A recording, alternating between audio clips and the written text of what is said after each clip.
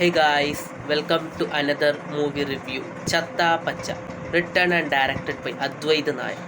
Bro, what a filmography. ഇത് എഴുതിയിരിക്കുന്നത് അദ്വൈത് നായരും സനൂപ് തൈക്കോളും. ഇവരാണ് സ്ക്രീൻ പ്ലേയും ഡയലോഗും. Story by Advaith Nair.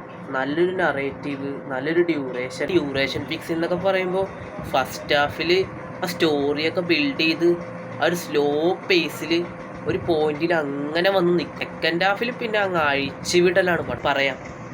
അഭിനയിച്ചിരിക്കുന്നവർ അർജുൻ അശോകൻ, റോഷൻ മാത്യു, വിശാഖ് നായർ, ഇഷാൻ ഷൗക്കത്ത് എന്ന് പറയണത് ബ്രോ മാർക്കോ സിനിമയിൽ അനിയനായിട്ട് അഭിനയിച്ച് തെളിയിച്ചൊരു വ്യക്തിയാണ് നിങ്ങൾ.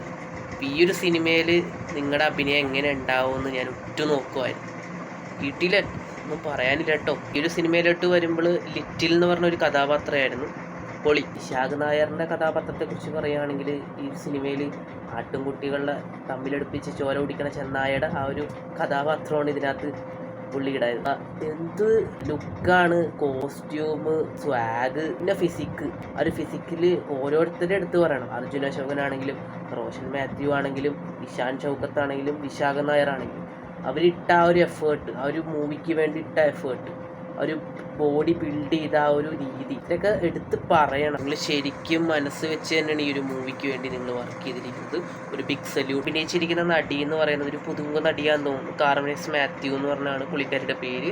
ഇതിൽ നൈട്രോ കില്ലി എന്ന് പറഞ്ഞൊരു കഥാപാത്രമാണ് ചെയ്തിരിക്കുന്നത്.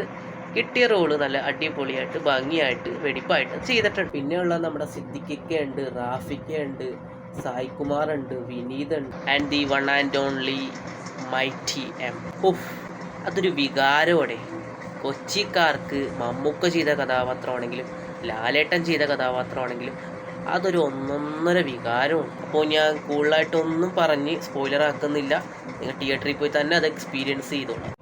പിന്നെ സിനിമയുടെ music by Mujeed Majeed, cinematography by Anand C Chandran, edited by Praveen Prabhakar. പിന്നെ സിനിമയുടെ ആർട്ട് ചെയ്തിരിക്കുന്നത് സുനിൽ ദാസ്. ചെയ്ത് വെച്ചിരിക്കുന്നത് നല്ല വെടിപ്പായിട്ട് ഭംഗിയിൽ ചെയ്ത് വെച്ചിട്ടുണ്ട്. Stunt by Kalaisan. അപ്പം ഇങ്ങനെ ഒരു ബോക്സിങ്ങിന് ഇമ്പോർട്ടൻസ് ഉള്ളൊരു മൂവിക്ക് സ്റ്റണ്ട് വളരെ വലിയൊരു പങ്ക് വഹിച്ചിട്ടുണ്ട്. ഇതെന്ന് പറയുന്നൊരു fun package, completely fun package ആയിട്ടുള്ളൊരു മൂവിയാണ്. ഇതിൽ സീരിയസ് ആയിട്ട് പറയാനാണെങ്കിൽ സീരിയസ് ആയിട്ട് ഒന്നും ഇല്ലടേ. അതായത് സീരിയസ് ആയിട്ട് ചോര തുപ്പുന്ന ഇടിയോ അല്ലെങ്കിൽ ഇടിച്ച് കോഞ്ഞാട്ടാക്കുന്നോ അങ്ങനെ ഒരു പരിപാടിയില്ല. ഇത് കംപ്ലീറ്റ്ലി ഒരു WWE. നമ്മൾ ടി വിയിൽ എന്താണ് കാണുന്നത് ഇത് തന്നെ.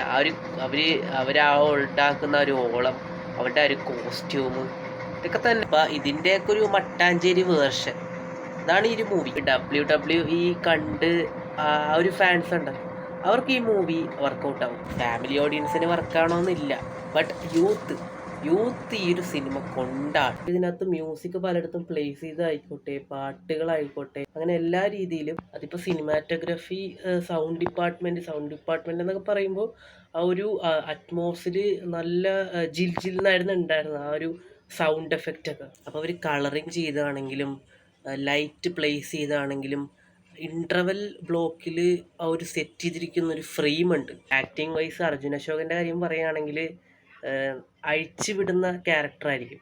കുറച്ച് ഹൈ ആയിട്ടുള്ള റോള് കിട്ടിയാൽ തന്നെ പുള്ളി നല്ല അടിപൊളിയായിട്ട് ചെയ്യും. ഇപ്പോൾ റോഷൻ മാത്യു നല്ലൊരു നടനാണ്.